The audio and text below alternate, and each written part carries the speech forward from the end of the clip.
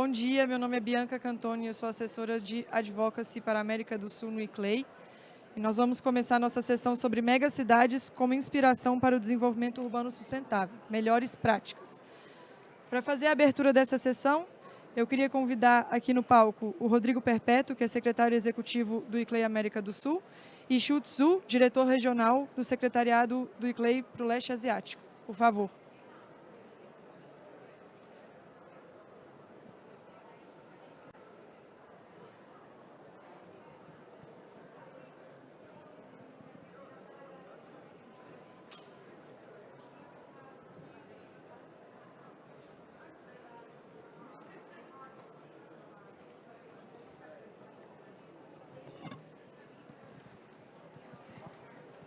Obrigado, Bianca.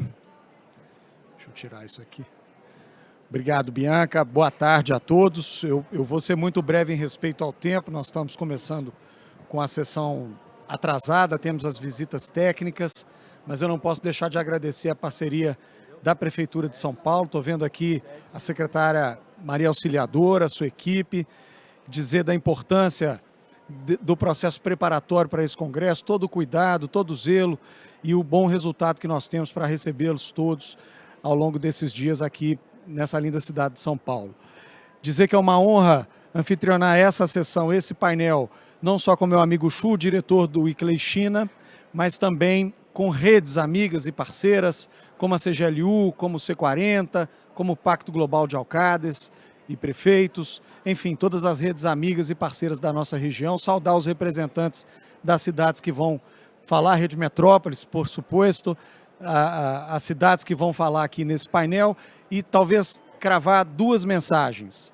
A primeira é que as megacidades são as cidades, de fato, que dão o exemplo. São as cidades que frequentam o meio, a cena internacional, com mais frequência, com mais desenvoltura. São as cidades que são convidadas a se apresentarem nesses fóruns e muitas vezes a representarem um conjunto das autoridades locais nesses fóruns. Então é muito importante que as megacidades sejam generosas e também enxerguem para além da sua própria capacidade de representação, para que as cidades médias e às vezes até as cidades pequenas também se sintam incluídas e representadas pela voz de vocês, megacidades. Eu quero dar o exemplo da sessão que a gente teve aqui antes, as cidades da Amazônia, em sua maioria pequenas e muitas vezes subrepresentadas nesses espaços. Portanto, esse é o meu primeiro ponto e é o ponto da sessão, a sessão da inspiração.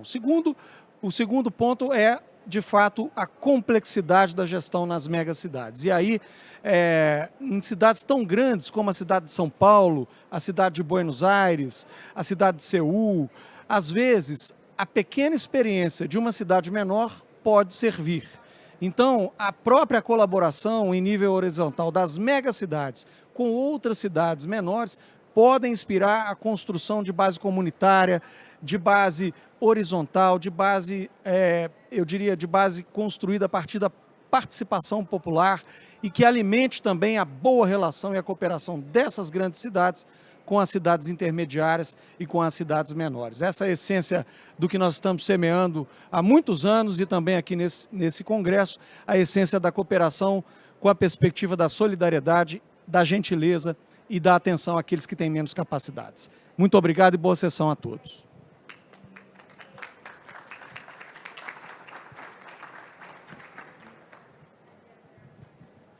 Thank you, distinguished guests and colleagues, also my dear colleague Rodrigo. Thanks for joining us at this very important and meaningful megacities session. We are very pleased to co-host this session together with the Metropolis to welcome you for listening to this exchange and sharing of knowledge on how the megacities are developing themselves and also benefiting the urban citizens. Here, it's probably one of the few opportunities at this ICLEI World Congress that we can also hear different experiences from also my region, East Asia. Particularly, we are very pleased to have the cities from East Asia represented here to share their experiences and knowledge. As my colleague just mentioned, that megacities are very important in navigating the challenging landscape of sustainable urban development and explore future opportunities to address common challenge and environmental development. Much like the cities in this region, East Asian megacities are also vibrant hubs of innovation, economic growth, and culture. However, they also confront significant challenges such as dense population, high energy consumption, and environmental degradation like air pollution. These dynamic cities are various stages of implementing innovative strategies aimed at creating a more sustainable future. Significant progress is being made in environmental sustainability through measures such as co-control of air pollution and climate, and also Zero Waste City program, and also Smart City initiatives, etc.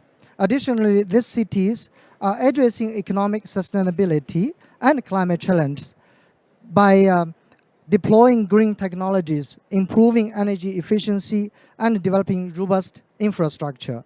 Allow me to highlight a few examples from my region.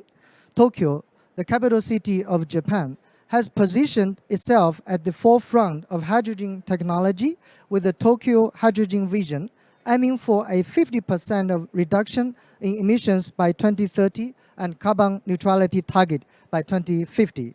So, the capital city of South Korea has made significant strides in climate action by retrofitting 1 million low-carbon buildings and introducing the Climate Card program to incentivize public transport use, significantly reducing carbon emissions.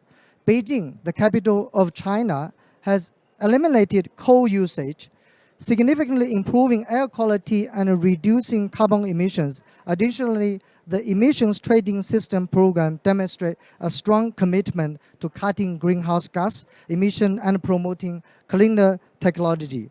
Today at this session, we are also being pleased to hear the example of Guangzhou City, one of the mega cities and most dynamic cities in southern China. Guangzhou initiated a sustainable cooling project to cope with urban heat waves by applying nature-based solutions. These solutions, combined with the traditional approach, mitigate urban heat and improve the living environment, including well-designed green and water spaces and constructing green building facades and roofs. So ICLEI, East Asia Secretariat, has been instrumental in this process of working with all these mega cities in our region and beyond. We are fostering a global network of knowledge sharing, tackling all these common challenges we are facing today. So I'm very pleased to be here with you and looking forward to the deliberations today. Thank you.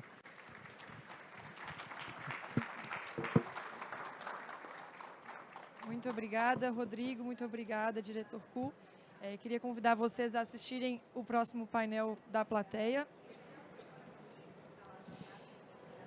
E queria dizer que, com muito prazer, essa sessão ela é uma sessão organizada e liderada pelo ICLEI, mas também em parceria com a rede Metrópolis, que é justamente a nossa parceira que cuida de megacidades. Então, para moderar o próximo painel, eu queria convidar aqui no palco a Laura Valdez, que é diretora de política da rede Metrópolis. E para compor o nosso painel, já convidar também o Ku Zhao, que é vice-diretor-geral do Centro de Desenvolvimento Urbano da China, e o Bárbaros, chefe do Departamento de Relações Exteriores de Istambul, do município de Istambul. Por favor.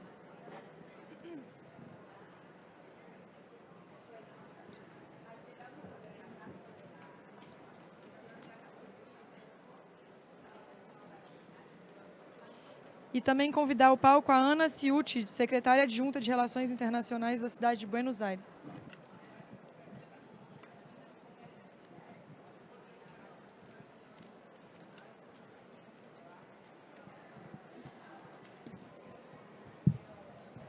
Hi, good morning, everyone. Can everyone hear me well?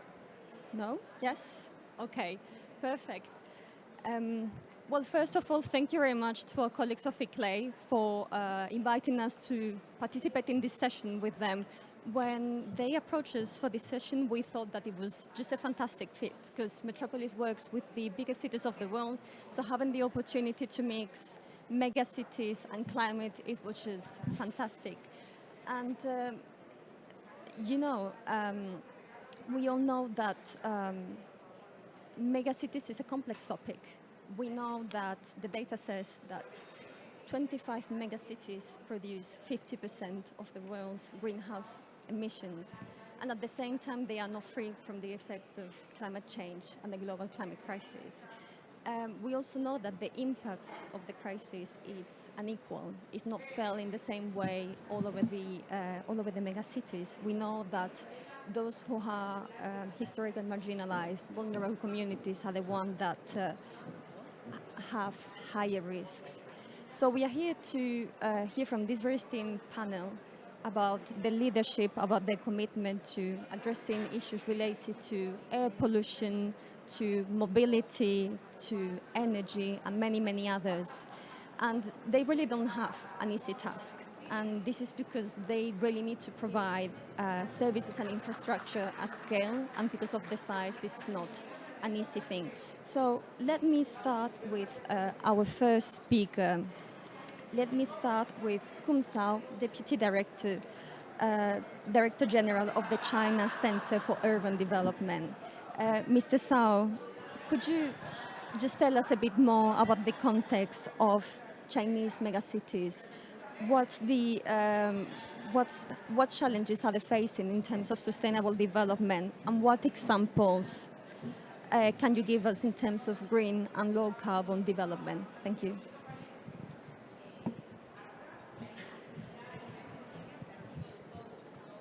Okay, thanks, Laura. And I'm sorry, in the headphones there's some music, so I cannot clearly listen to your questions. But I think the first question is about the challenge, and the other one is the solution and some examples. And first, I would like to thank ICLEI to give me a chance to be here to attend the World Congress of ICLEI. And for me and for my center is also the first time to be here to share some experience about the China's megacities experience, especially on the sustainable development. I think for the challenge, I think for China cities is very similar to the other cities of in the world. Such as population expansion, some impacts on the ecosystem, public transportation congestion, and natural resource shortage, inadequate public service, and also some aging problems. I think the challenge is, but currently we have also is a main topic of this Congress. Yesterday I heard that the extreme weather events for all of the city to cope with. But I'm here and I'm not a representative from the cities, but from a research, a think tank or public institutions in China. But for our center, China Center for Urban Development, we for the long term to commit to promoting sustainable urban development at home and abroad by providing policy consultancy and holding international forums. In 2019, we, along with UN Habitat, WHO, and other institutions, to jointly build the Belt and Road Sustainable City Alliance. And this alliance focuses on the urban sustainable development under the Belt and Road Initiative. From then on, an international platform was established to foster exchange and cooperation among cities, and a series of research outcomes were delivered. And also based on the China cities' experience and the practices, and also to further strengthen this foundation with the consensus of our partners, we proposed a new initiative to co-build a livable, resilient, innovative, smart, green, and cultural city.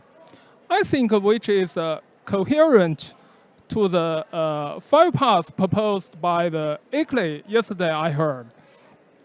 So I think for our center, we are focusing on to build a platform to hold our city to learn each other, to exchange each other. I think that's answer the first question. For the second question, what's the solution? I think the solution is our main topic, sustainable development.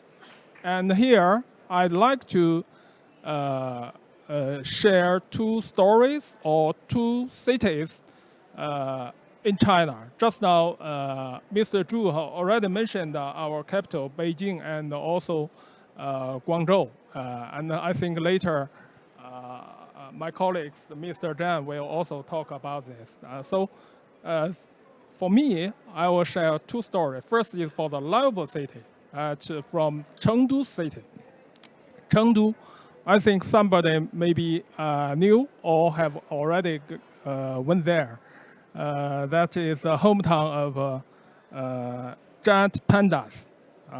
But also Chengdu is familiar as a park city, where parks and urban spaces are seamlessly integrated with intensive and efficient production spaces, livable residence areas, and beautiful ecological zones. There are more than 15,000 different types of parks, and the total length of urban greenways is over 7,000 kilometers. Parks are embedded into the city's physical spaces, integrated with living environment, thus creating an unbounded park city pattern where greenways, rivers, lakes, and gardens blend harmlessly with urban areas. And the Chengdu's park city mode is also a very good example of UN SDG localization, which have been showcased at various international forums, including the United Nations Habitat Conference. That's the first story. And the second story is on the green cities. Here, I would like to introduce Hefei. That's a new extra-large city in China. And we all know currently, new energy vehicles known as mobile green landscapes represent the new trend of eco-friendly mobility. In recent years, Hefei has led the way in promoting new energy vehicles. As one of the country's leading hubs for new energy vehicle production, Hefei hosts 6 major vehicle manufacturers, including BYD, Volkswagen, and over 300 core component suppliers. In Hefei, 1 in 4 new cars is new energy vehicles. Every minute, a new energy vehicle rolls off the assembly line. And for the greener cities, I'd like to address a little more about China's new energy vehicle. In recent years, China's new energy industry has made real progress in open competition and represents advanced production capacity. It not only increases global supply and elevates the pressure of global inflation, but also contributes significantly to global climate response and green transition. Hefei's story is a very good example. However, recently, there are some noises that accuse China's new energy industry is overcapacity, and some tariff and restrictions on the export of China new energy products was induced by some countries. Here, I'd like to give some figures according to the forecast by the International Energy Agencies, IEA, and estimations from the International Renewable Energy Agencies that the global demand for the new energy vehicles worldwide is expected to reach 45 million by 2030, which is nearly 5 times higher than China's production that year. In this case, I think the existing global production capacity for new energy products is not sufficient to meet the anticipated market demands. That the so-called problem of China's overcapacity does not exist, either from the perspective of comparative advantage or in light of global demand. That's a second story. Since the chance is very precious for me, so I'm here. Also want to express my thanks to the gratitude to ICLEI, and also want to extend my welcome and invitations to all of you, to the cities, to the institutions, and express enterprises committed to the sustainable development to join our Belt and Road Sustainable Cities Alliance and our initiative for building livable, resilient, innovative, smart, green, and cultural cities, and carry out cooperation in terms of standards, key technologies, policy tools, projects and talents, investment and financing, jointly explore high-quality urban development paths and models, share development experience, and make contribution to the UN 2030 Agenda for Sustainable Development. Thank you.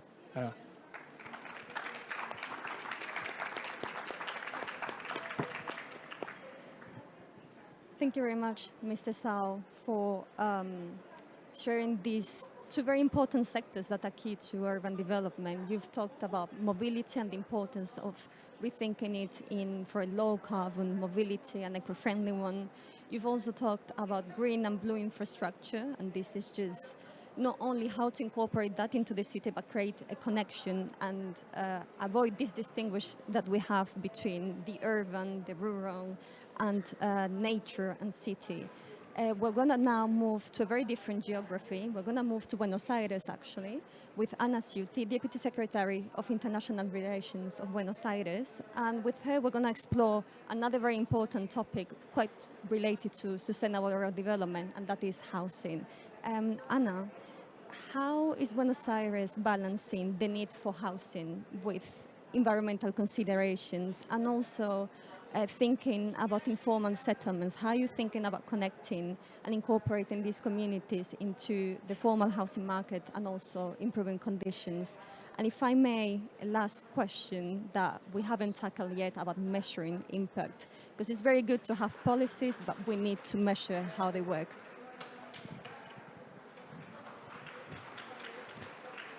Good morning. I'm Ana, and first I would like to thank you to ICLEI and to Metropolis for this invitation to participate to this panel. Buenos Aires has prioritizing housing as an essential public policy, focusing on integrating vulnerable neighborhoods into the rest of the city and vice versa. This integration process encompasses three dimensions: housing solutions, urban solutions, and socio-economic integrations. The reurbanization processes start with a census of the entire settlement, enable participatory design of comprehensive intervention project alongside the resident of each neighborhood. This also facilitates the development of reurbanization laws tailored to the real needs of each neighborhood. Then we work on legalizing land ownership for residents of informal settlement. This involves recognizing property rights and providing legal titles to residents who previously lived in informal conditions.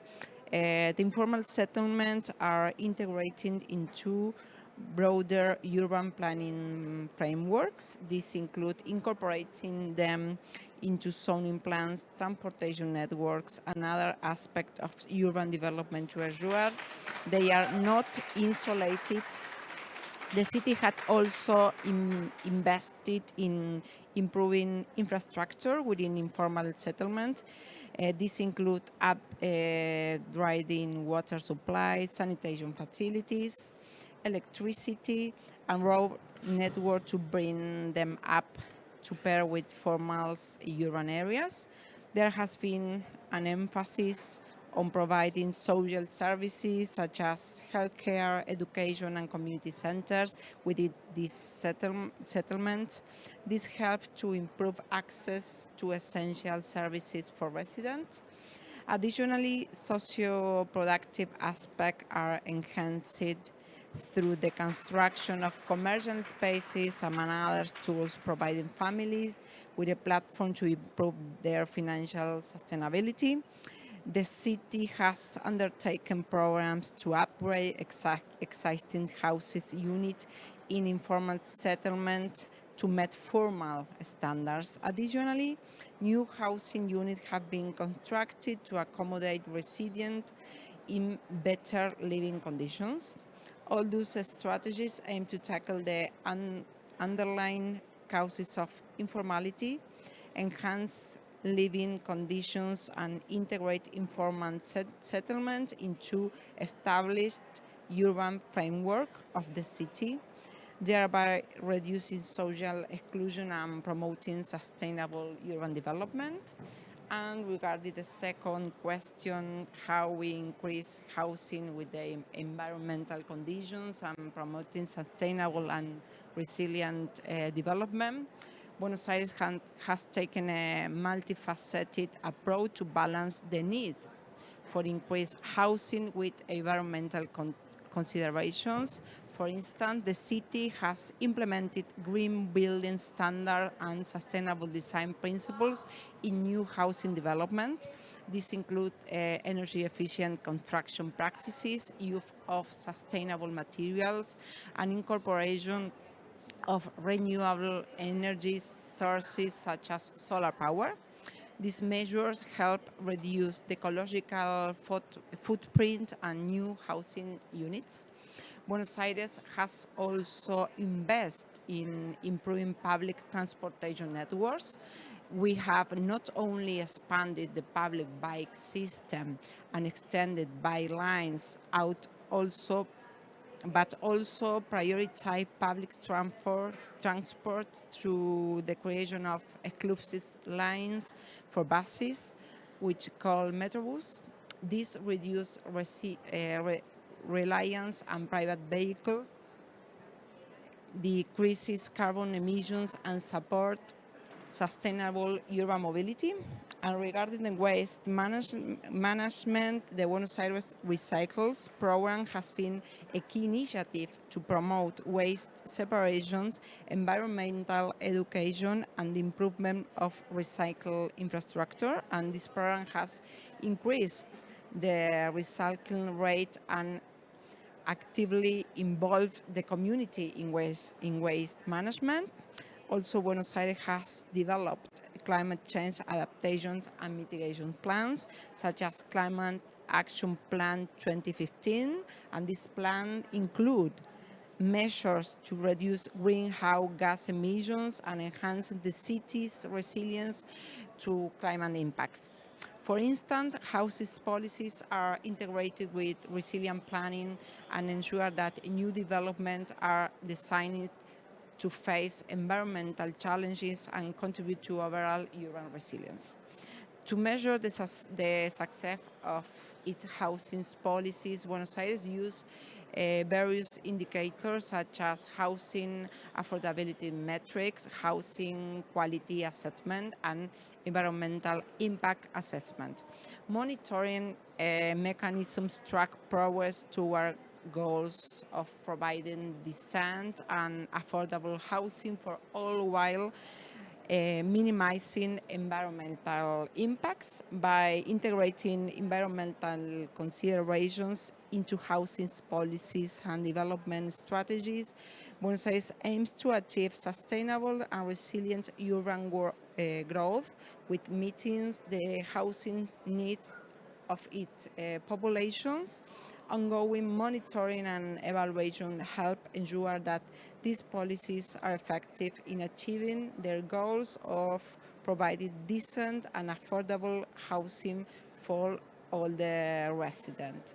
Thank you very much for this opportunity.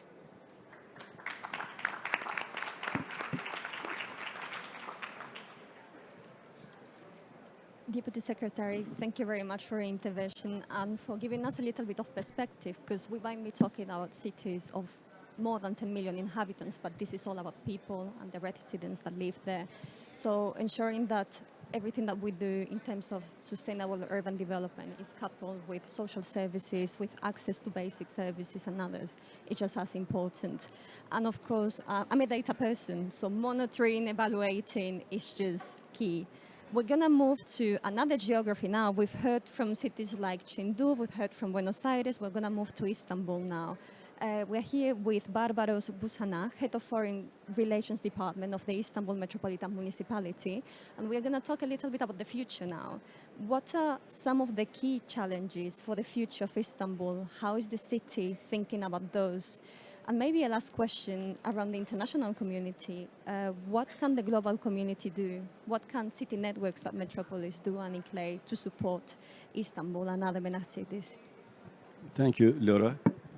First of all, I would like to thank to Metropolis and ICLEI for giving me a chance to speak on this panel. Today, I have brought you best wishes and greetings of 16 million Istanbulites and also our Honorable Mayor, Mr. Ekrem İmamoğlu. I am very delighted today to announce you that our Municipal Assembly has just approved our membership in ICLEI. So you have been listening the first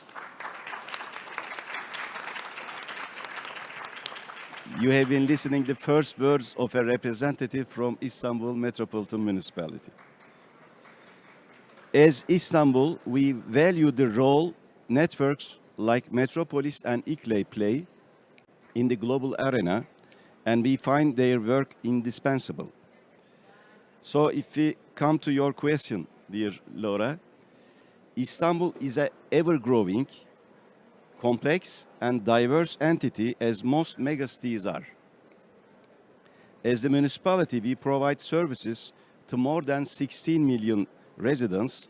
This ranges from coordinating 1 million bus rides per day to establishing daycare centers and renovating centuries-old historical landmarks. Cities are vibrant and fast-paced environments heavily influenced by the daily dynamics of our citizens. As a result, the priorities of the agenda change rapidly.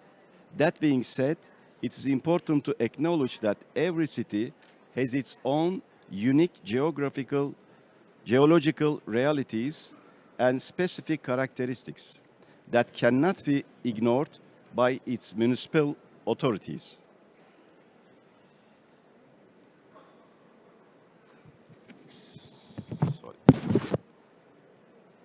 In Istanbul's case, its foremost challenge lies in its location on a tectonic fault line. This geographical reality, coupled with rapid urban expansion over the past 3 decades, underscores the city's primary concern, earthquake preparedness and resilience.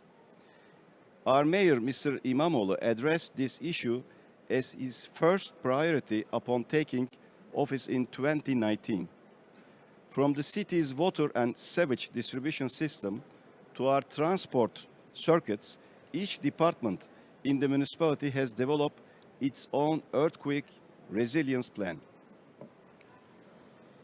A key initiative was the development of Istanbul's first earthquake master plan in collaboration with experts, urban planners, and officials, which resulted in a comprehensive action plan. The guiding principle has been straightforward. Although natural disasters cannot be prevented, meticulous planning and effective technical measures can substantially reduce damages and losses. In our pursuit of resilient Istanbul, we have completed 52 projects with a budget of $1.8 billion to date. Currently, 66 projects are underway with another 70 planned for implementation.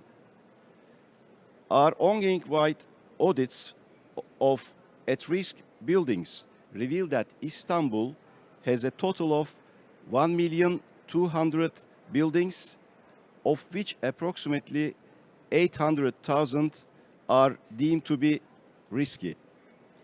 Through rapid building inspections and a collaborative effort with Istanbul Technical University to identify priority areas for urban renewal, we have identified approximately 200,000 buildings in Istanbul that require urgent transformation.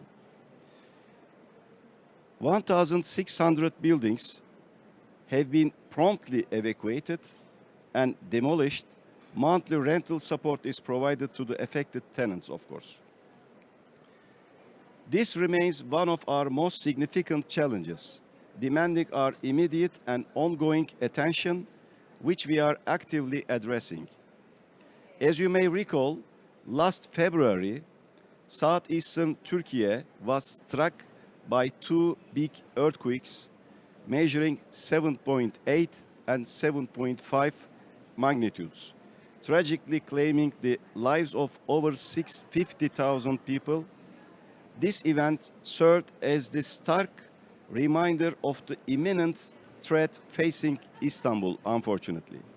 A city that not only hosts the largest population, but also serves as the economic powerhouse of our country, Turkey. Istanbul played a pivotal role in the rescue operations in the city of Hatay, which was the most affected city.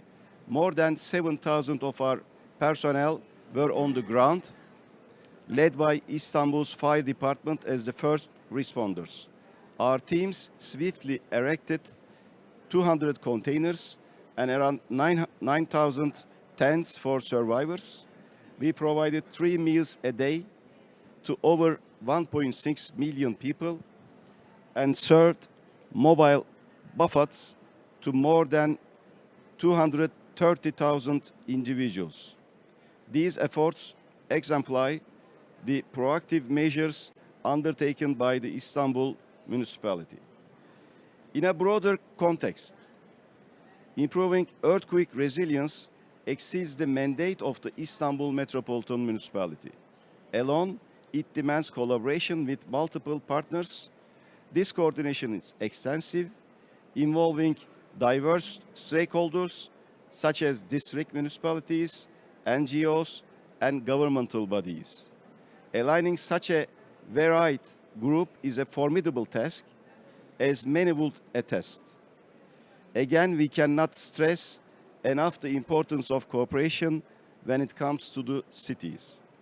And as for the second question, Laura, spending 3 days with colleagues from municipalities around the world in Sao Paulo reinforces my belief in the critical importance of cities coming together and collaborating. Networks such as Urban 20 and Metropolis provide invaluable platforms for collective engagement, and there is no better way to improve ourselves than learning from one another. Having said that, I want to highlight the importance of creating dedicated forums where groups facing common challenges can unite. Last year, the Istanbul Metropolitan Municipality realized the need for a platform that brings together megacities, cities with populations exceeding 10 million residents, at the same table. Megacities are not merely scaled-up versions of cities. They play a crucial role in their countries' economic development by generating a significant proportion of national income, which often exceeds their population size. This is especially true for Istanbul, as it hosts nearly 1/5 of Turkey's population and contributes 31% to the country's economy. Their scale presents both unique challenges and opportunities, requiring distinct approaches and frameworks. This motivated us to partner with Metropolis to organize the inaugural Megacities Summit in Istanbul last year in October. We had the privilege of hosting members from several megacities to share ideas on sustainable finance for affordable megacity services. It is important for megacity municipalities to find innovative ways to blend public and private funds to provide quality services to urban dwellers. This requires the fields of services, governance, law, and economics to be reviewed at the same time in search for a new sustainable urban finance. Megacities must also determine how to best unlock financing sources for the benefit of cities in light of a state-centric international finance system and increase their capacity to access financial markets. As we have been discussing, particularly regarding climate change, we are constantly reminded of the interconnectedness of the world and the urgent need for collective action on global climate concerns. However, achieving climate targets for megacities necessitates innovative and customized approaches can effectively tackle these issues and meet their targets while serving populations exceeding 10 million people. To advance toward a more sustainable world, it is essential for megacities to establish platforms for sharing best practices, thereby inspiring one another. The initial action should be to gather comprehensive data on essential services in megacities and from there to identify scalable models that effectively address long-term needs rather than just immediate demands. Thank you for listening.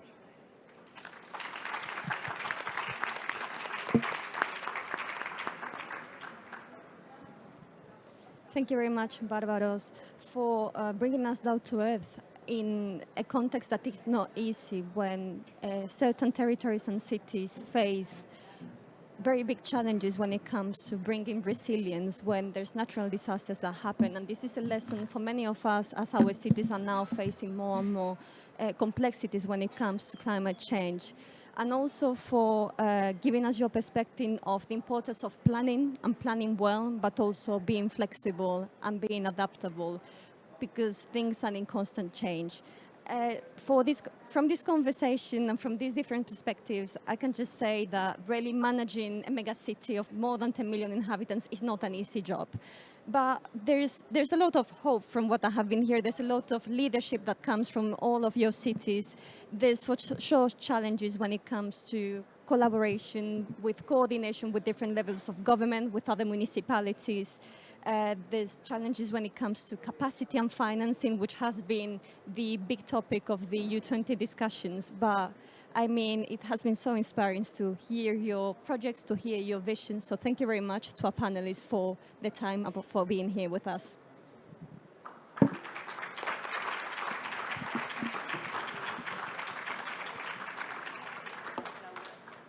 Obrigada, Laura.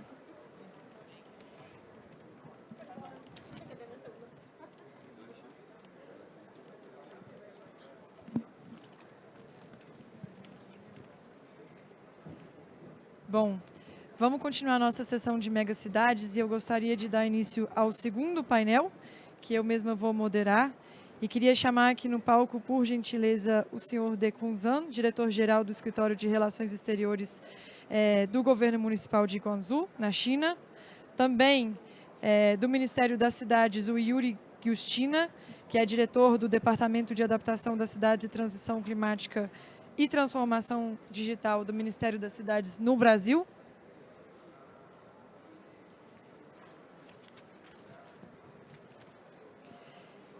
Convidar também aqui no palco Sayoko Matsumoto, diretora do Escritório de Política Ambiental Global da cidade de Kyoto, no Japão. E convidar também a Maria Auxiliadora, que é embaixadora e secretária municipal adjunta de Relações Internacionais da cidade de São Paulo.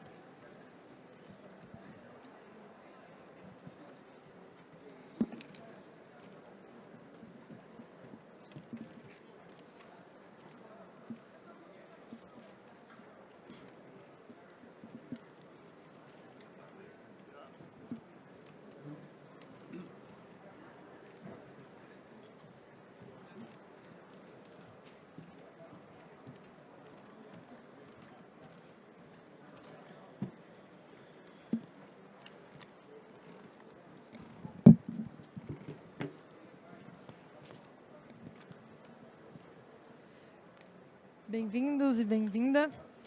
Bom, para começar esse segundo painel, vou começar com o diretor-geral do Escritório de Relações Exteriores de Guangzhou, senhor De Kun Zhang. Senhor Zhang, nós sabemos que Guangzhou tem trabalhado ativamente em prol do desenvolvimento sustentável e da transformação verde. Então, também empreendeu esforços significativos na preservação ecológica e proteção da biodiversidade. Então, queria saber se o senhor pode apresentar alguns exemplos de como a cidade vem trabalhando nessa temática.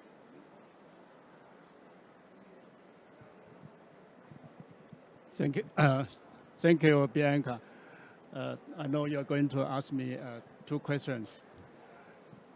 To answer your 2 questions, I would like to show everybody a film about Guangzhou that almost answer all the questions.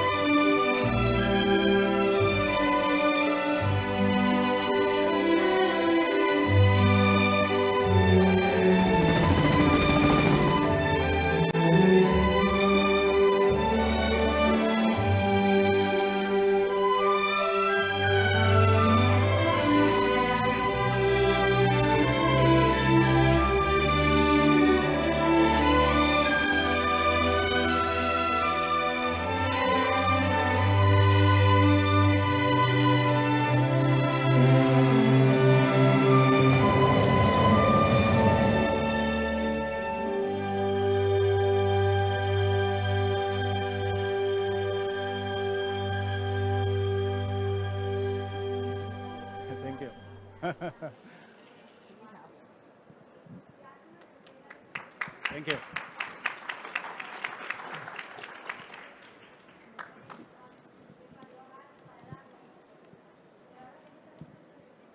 Guangzhou is a city of 24 million population.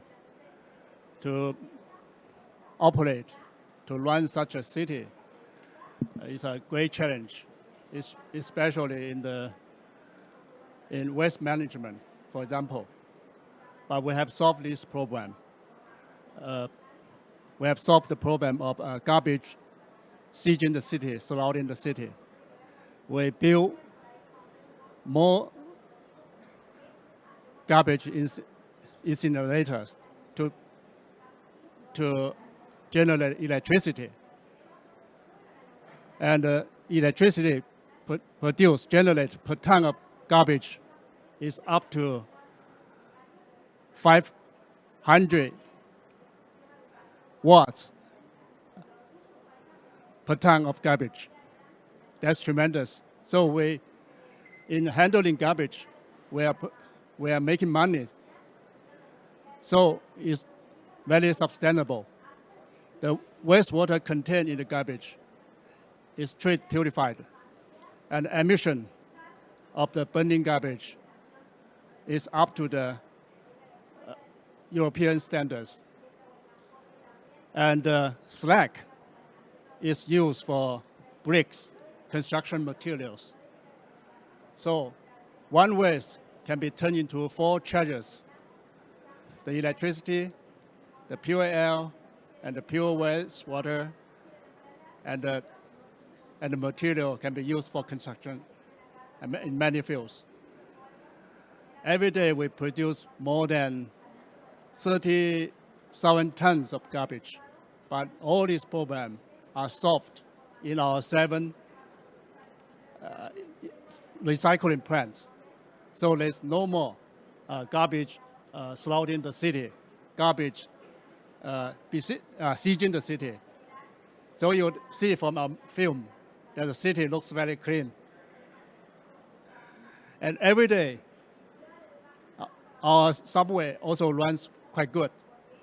We have more than 650 kilometers of subway. That means every day more than 10 million people traveled by the subway. That reduces a lot of carbon emissions. Yeah, that helps the city sustainable and ecological.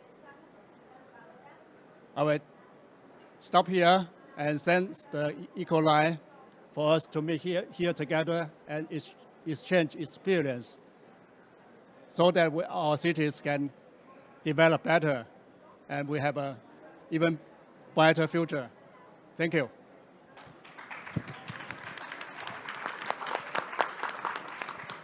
Thank you, Mr. De Koon. And it's very interesting to learn how Guangzhou is leading at the topest level many of the main challenges that mega cities face, such as waste and transportation. So congratulations on your great initiatives.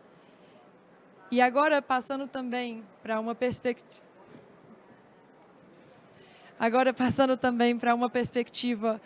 de outro nível de governo, nós ouvimos até agora representantes de cidades, todas mega cidades, a maioria delas que a gente tem no mundo, mas eu também queria trazer uma perspectiva do governo nacional brasileiro, e por isso eu queria convidar à sua exposição o Yuri Justina, que é diretor do Departamento de Adaptação das Cidades e Transição Climática e Transformação Digital do Ministério das Cidades no Brasil. E aí, Yuri, eu queria que você contasse para a gente um pouco da perspectiva de como a inovação tecnológica, a transformação digital pode ajudar as cidades a se adaptarem aos riscos iminentes à crise climática e também, de forma complementar, já perguntar como você vê isso que alguns chamam de abismo digital, né, que é as comunidades mais vulneráveis, elas têm acesso a essas tecnologias que podem ajudar as cidades a se transformarem e se adaptarem? E se não tiverem, que eu acho que é o caso, como que você vê essa perspectiva daqui adiante, da inclusão?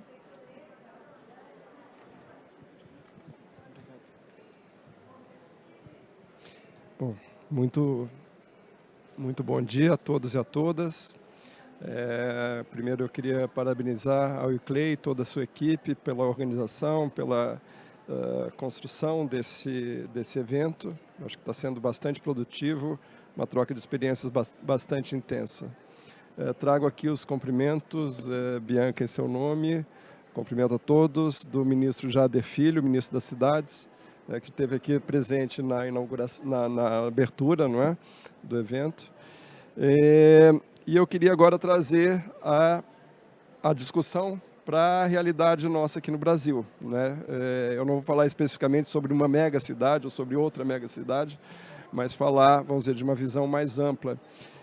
E como o tema aqui agora entrou em relação à transição climática e transformação digital, né, que é justamente essa área do Ministério das Cidades que cuida desses dois temas e tenta fazer uma articulação lógica entre esses dois temas, né?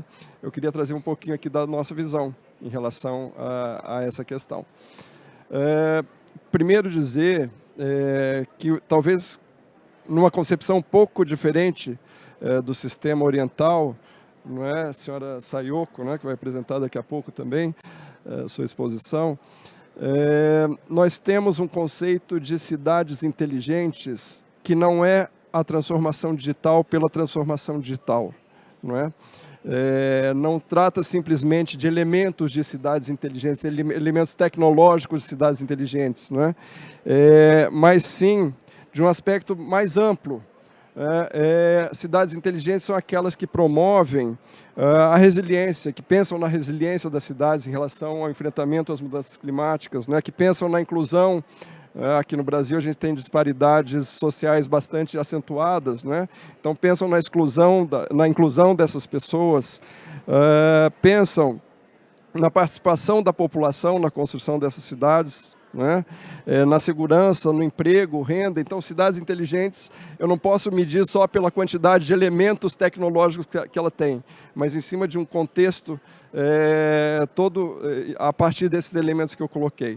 Então, essa é um pouco a visão de cidades inteligentes que a gente tem aqui no Brasil, não é?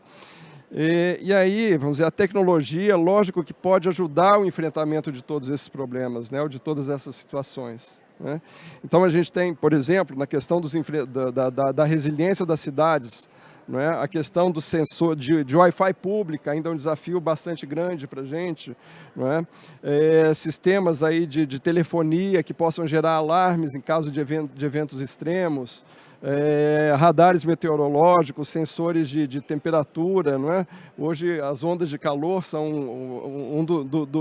dos eventos climáticos que mais afetam a saúde, até levam a mortes, né? No Brasil, e no Brasil até no mundo, né?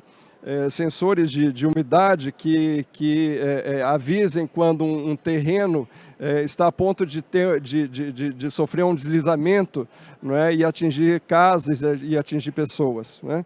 Então, assim, é claro que todos esses elementos podem integrar e podem ajudar nesse enfrentamento da questão climática, dos eventos climáticos mais extremos, né? Mas, como eu falei, a gente não tem essa visão fechada de apoio simplesmente a esse tipo de investimento dentro de uma cidade. A gente tem que olhar para todo o contexto social daquela cidade, não é? E falando em megacidades, vamos dizer, só para dar um contexto, aqui no Brasil, nós temos 5.570 municípios, né? Dos quais quase 4.000 estão abaixo de 20 mil habitantes. Eu não sei se a tradução vai conseguir falar bem sobre esses números, mas, então, assim, mais de 70% dos nossos municípios estão abaixo de 20 mil habitantes, né? Mas são municípios que muitas vezes têm uma função bastante importante para as megacidades, né? São municípios que fornecem serviços para as megacidades, são municípios que fornecem alimentação para as megacidades, né? E as megacidades, às vezes, aí eu vou dar um puxãozinho de orelha, né? Às vezes são causadoras de impactos que são potencializados pelos eventos climáticos nas pequenas cidades. Por exemplo, a questão da impermeabilização das cidades, né? Hoje se fala muito em cidades esponja, né? Mas o nosso processo histórico de construção das cidades promoveu, sim, muito a impermeabilização das cidades, que acabam gerando impactos, por exemplo, numa grande chuva, né? Nas cidades que estão abaixo dela, né? Então, vamos dizer, e essas cidades que estão abaixo delas, obviamente, não têm a mesma estrutura, a mesma infraestrutura, a mesma estrutura gerencial, né, de uma grande cidade, né?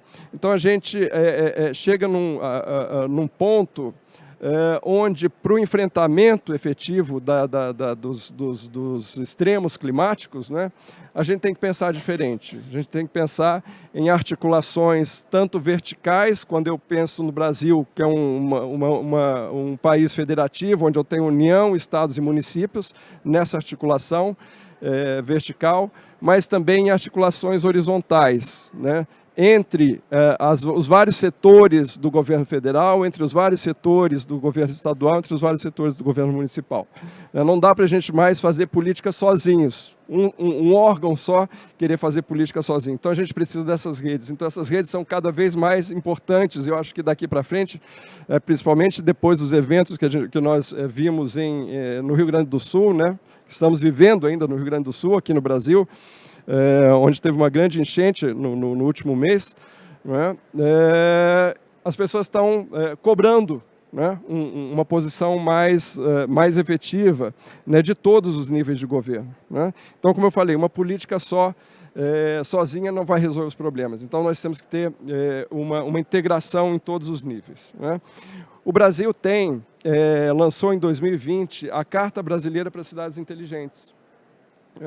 E ela traz um enfoque que exatamente não trata somente de elementos de tecnologia, né? Mas ela se preocupa com todo esse contexto social das cidades.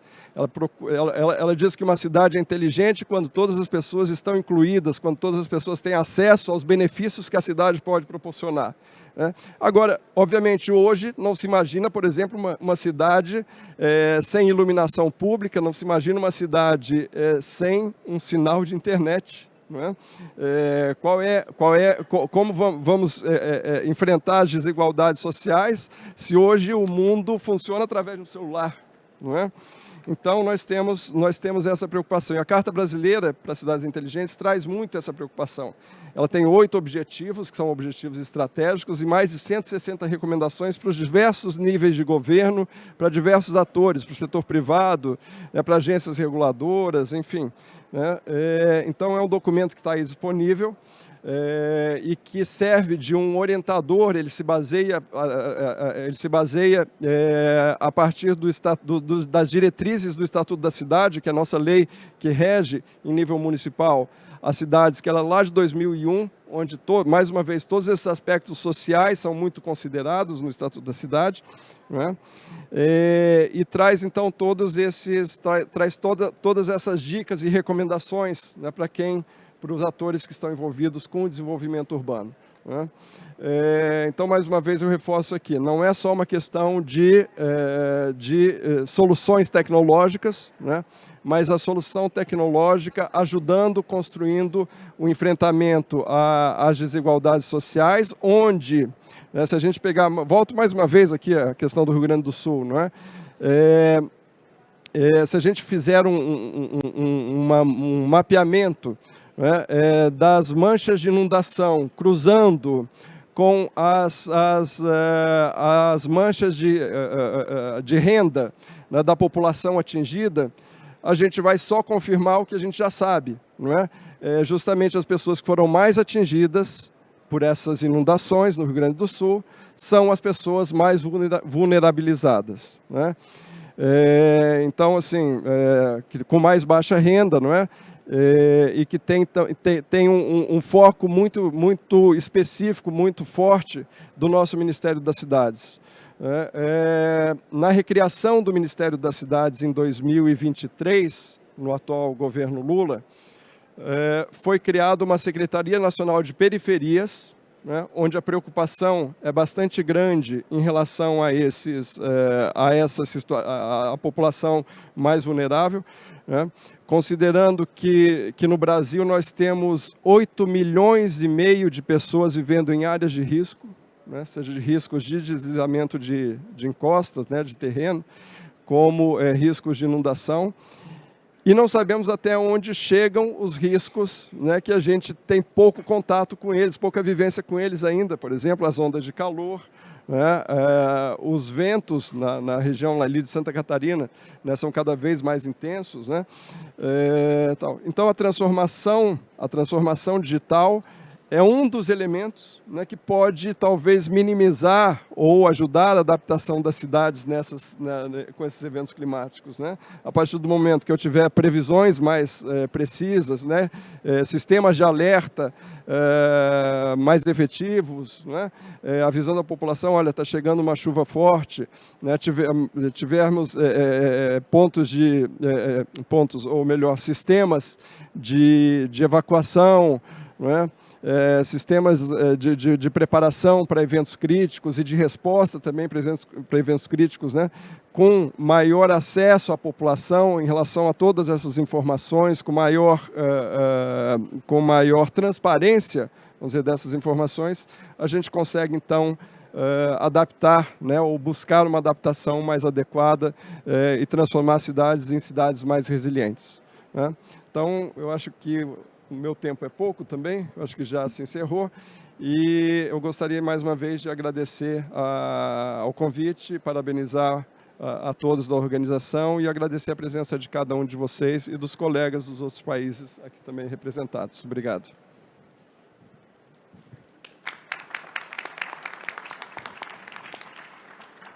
Obrigada, Yuri. E dados informam decisões, né?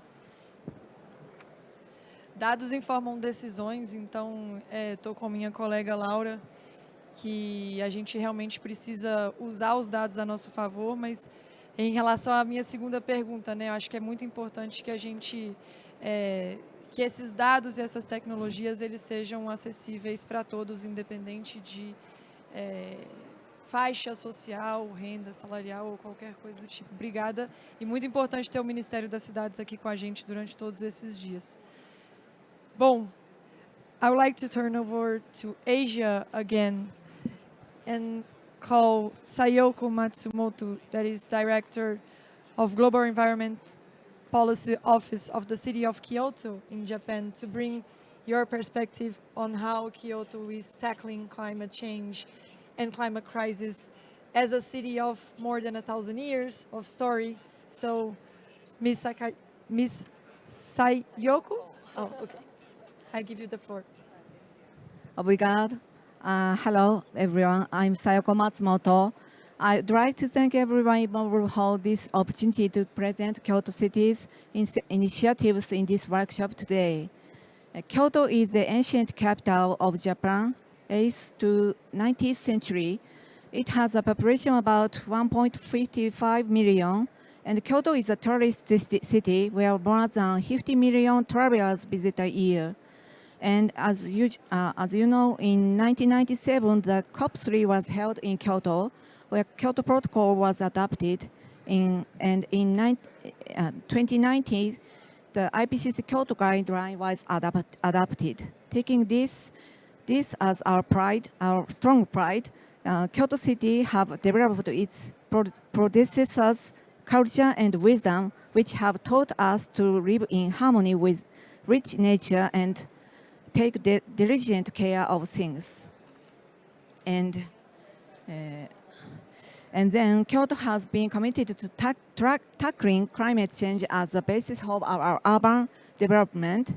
As a result, we have achieved 30% reduction in energy consumption and 50% reduction in amount of waste.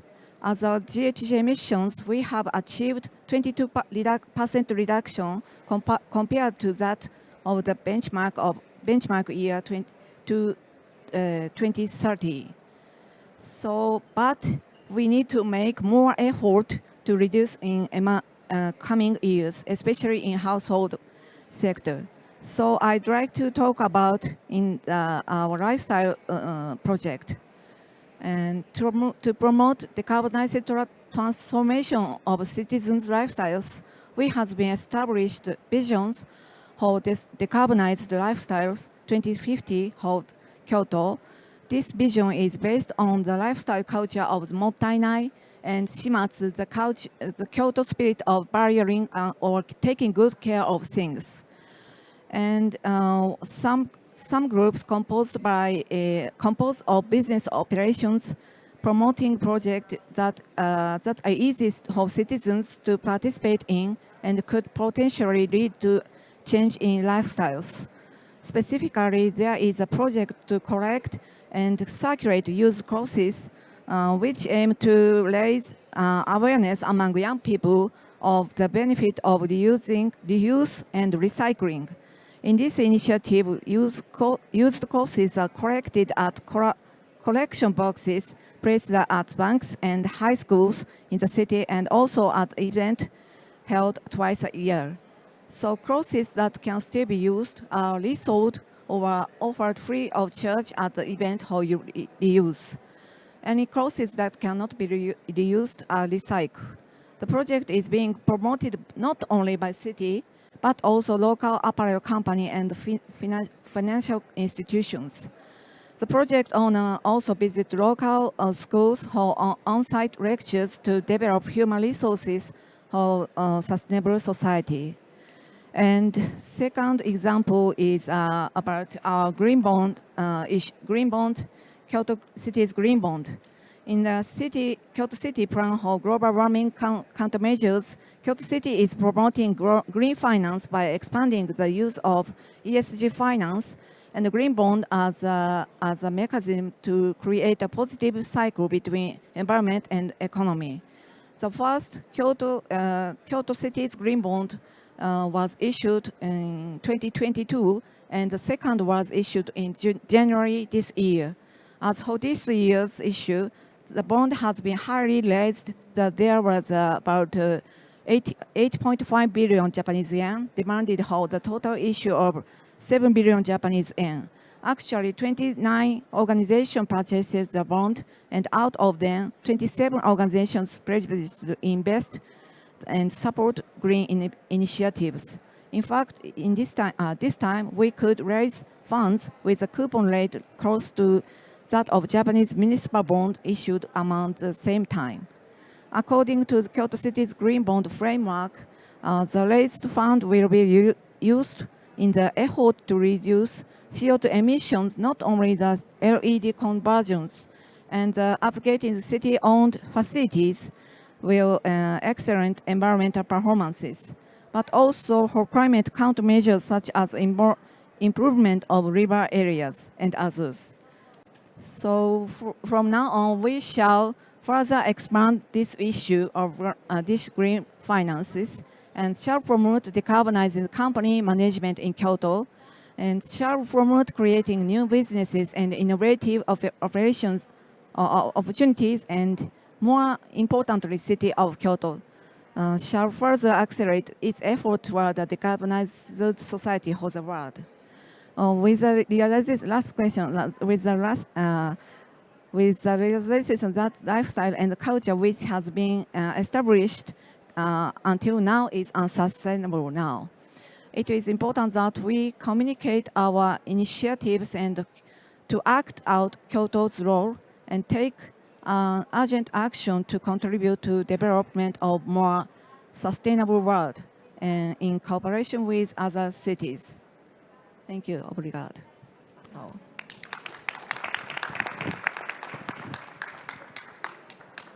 Thank you very much, Ms. Sayoko, for your intervention. And it must be a big responsibility to manage the climate agency of Kyoto that held our Kyoto First Protocol that was launched before the Paris Agreement.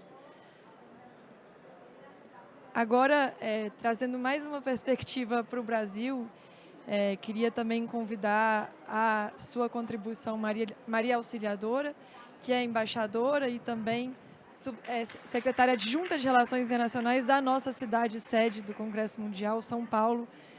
Se não me engano, é a terceira maior cidade do mundo, quinta maior cidade do mundo.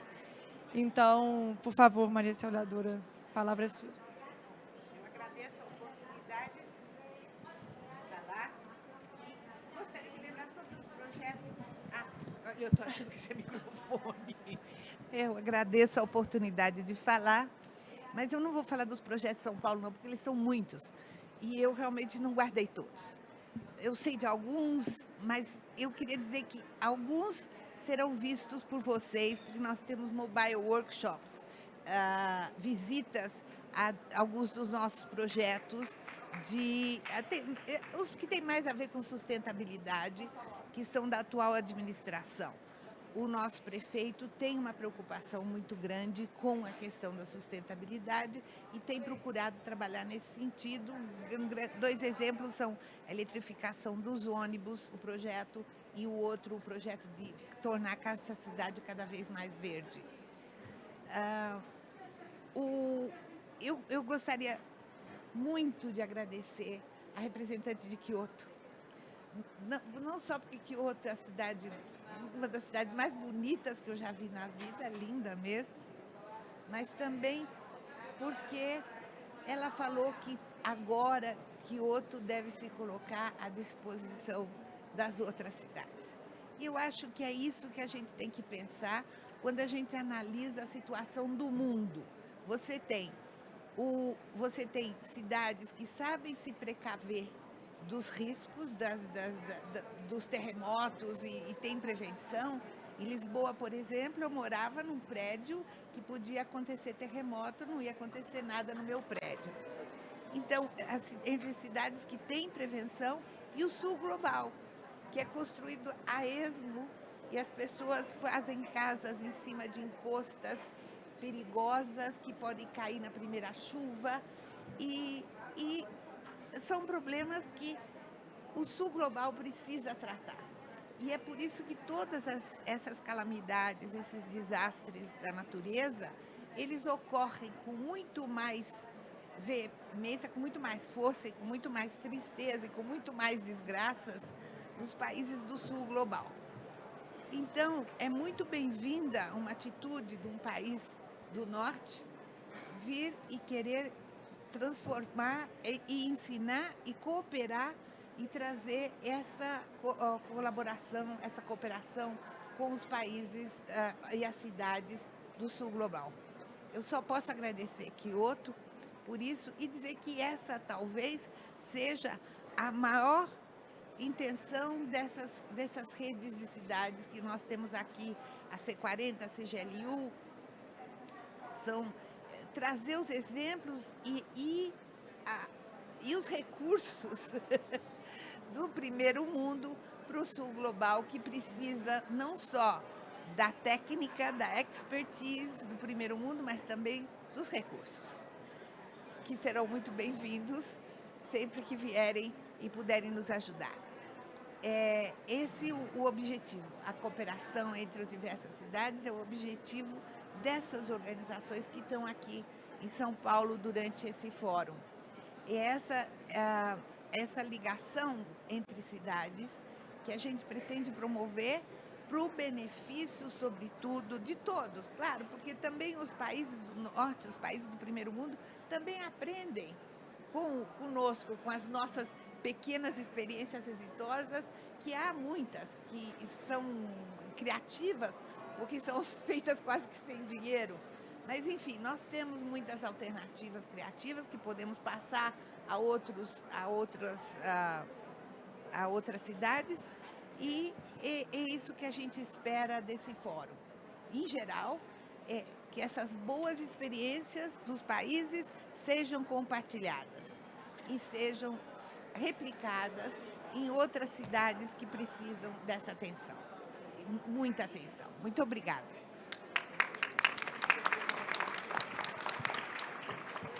Muito obrigada, embaixadora. Muito obrigada, embaixadora. Bom, essa sessão Vou agradecer aos painelistas do painel 2 para assistirem o encerramento da plateia, mas queria convidar aqui duas representações muito importantes nesse congresso, que são redes parceiras do ICLEI para fazer esse encerramento, e são redes parceiras do ICLEI que trabalham especialmente com megacidades e as maiores cidades do mundo no enfrentamento à crise climática. Então, para fazer as palavras de encerramento, chamo aqui Marina Marçal, que é diretora de Advocacy Global do C40, e também o Jordi Wacker, que é secretário-geral da rede Metrópolis, para as palavras de encerramento dessa sessão. Muito obrigada.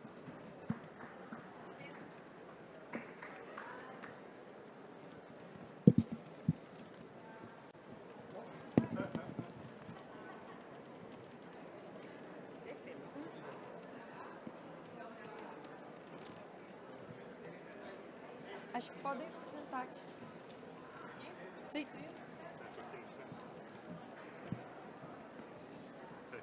Junto, sim.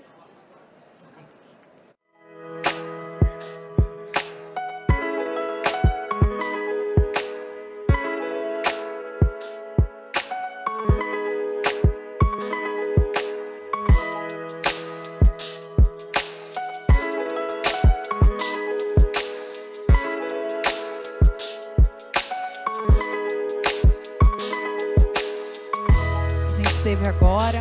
Para a C40 é um prazer ter o ICLEI como parceiro, é um prazer ter Metrópolis como um parceiro. A gente acabou de realizar aqui em São Paulo o Urban 20, né, o Summit das cidades dentro do escopo do G20. Foi a segunda e terça-feira, tivemos São Paulo como uma mega cidade anfitriã desse ciclo presencial. E para nós foi muito importante encerrar as atividades do Urban 20 com uma atividade em conjunto com o ICLEI, Metrópolis, o CLD, C40, São Paulo.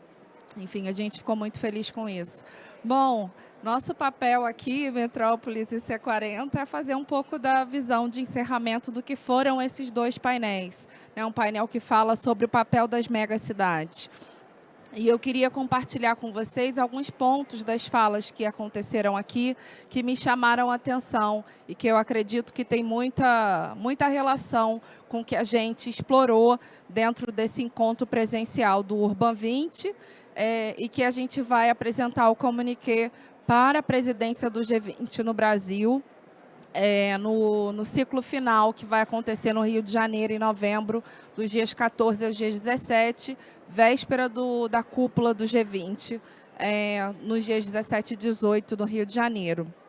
Então, um ponto, Bianca, que me chamou muito a atenção das falas que aconteceram aqui foi a fala de Istambul, que ressaltou, na verdade, a importância das megacidades na mobilização da economia, né, de ter um olhar do papel das megacidades nessa influência econômica. E nós, no Brasil, que estamos passando por esse ano de G20, essa discussão de como as maiores economias do mundo podem influenciar nessa relação para a futuro, eu achei muito importante que o Brasil criou uma força-tarefa para a mudança do clima e eu acredito, assim como foi colocado por Istambul e pelo governo do estado de São Paulo, que as cidades, sobretudo as megacidades, podem ter uma influência muito grande em demandar ao seu governo federal que tenha um olhar para a agenda urbana, que tenha um olhar para uma interlocução, uma governança multinível com as cidades. Acredito que o trabalho que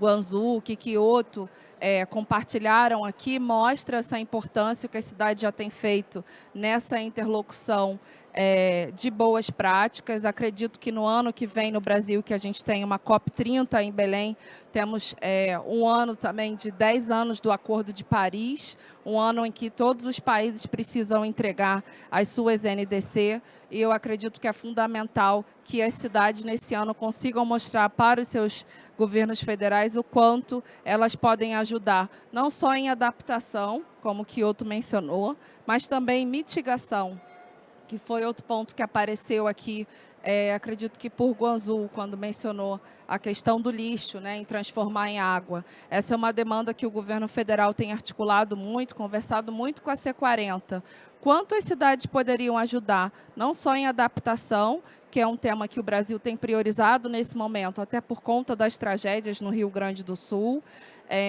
mas também em mitigação, sobretudo na parte de transporte e na parte de resíduos sólidos. Eu acredito que esse ano, já resumindo aqui, Bianca, eu também gostei muito das falas de São Paulo e de Buenos Aires na perspectiva da inclusão social, porque, encerrando, eu queria compartilhar com vocês o statement, a mensagem que Rio e São Paulo compartilharam nessa terça-feira com o governo federal brasileiro. É um resumo das prioridades que a gente tem debatido no Urban 20, e temos algumas cidades aqui que participam do Urban 20, a gente teve Buenos Aires, muitas outras, mas chamou a atenção que me parece que as prioridades que têm aparecido no comuniqué do Urban 20 foram exatamente os temas que foram abordados aqui. A prioridade 1, a questão da inclusão social, de uma transição justa, do papel das cidades em gerar empregos verdes para as pessoas mais vulneráveis.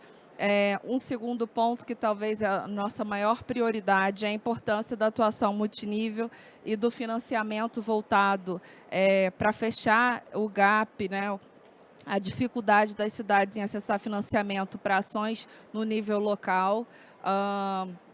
E nesse sentido dessa questão do financiamento, a gente tem falado da importância da reforma da governança global, para a gente poder ter financiamento direto, fazer ações no nível local, que é o que a sociedade tem entendido como prioridade. Então, acredito que esse debate aqui do ICLEI, hoje, essa conferência no Brasil Estratégica, o Urban 20 nesse ano no Brasil Estratégico, e da parte do Urban 20, podem ter certeza que essas discussões não vão ficar em vão, e a gente quer trazer como legado para a COP30 no Brasil.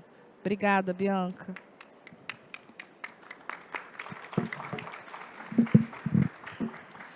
Just a very brief word of closure. Of course, very grateful to ICLEI and C40 and all the other partners in Sao Paulo for having the courage to put megacities on stage, because megacities are uncomfortable and unpopular. That I've learned in this time at Metropolis. And the reason they are is because we don't like to make a difference between the small and the big city, despite the fact that we all know the scale makes a huge difference. And we don't like to compare cities to states. But the reality is that there's 113 United Nations that are smaller than what we call a megacity, than 10 million. The reality is that the largest megacity, the megacity around Tokyo, is larger than 75% of the UN states. And we don't like to talk about that. But this uncomfortable player is one of the very few players that is addressing the issues, in particular climate change, at the kind of scale and ambition that's needed. There's too much little demonstration, pilots here and there, this little town that's so cute, and too little of bringing the solutions at the scale that are needed. And megacities are doing it because they must, because they have to. And I think it's brave to bring megacities to any space. No one likes that. States don't like it. All other cities don't like it, right? Only maybe aspiring megacities and the megacities themselves. But if we don't look at that kind of scale, we're going to miss the big story. So we do need the 10 million people in the metro of Guangzhou every morning to understand the scale that's needed in terms of decarbonization. We do need the projects that deal with amounts of waste, amounts of CO2 production in construction, and other things, amounts of poverty reduction that are mind-boggling, that are well beyond most local governments. Because, and that's my last word, megacities prove that local isn't always small. And that is a very common mistake. The amounts, for example, that international organizations will devote to local are always small because local is small, right? Except it isn't. And megacities are doing the most difficult thing, which is to go big and stay rooted, stay very much connected to the everyday realities, and yet think super big. I think we've got wonderful examples from Buenos Aires, from the social inclusion, from Sao Paulo and others. You will see some of them this afternoon in Sao Paulo. And I believe we need to keep thinking about the existing megacities, the coming megacities, the Chicago, Abidjan, Luanda, Riyadh, those cities that will reach the 10 million, and look at those spaces very, very seriously, because a big part of our hope in the fight against climate change stays in those particular spaces. Thank you very much.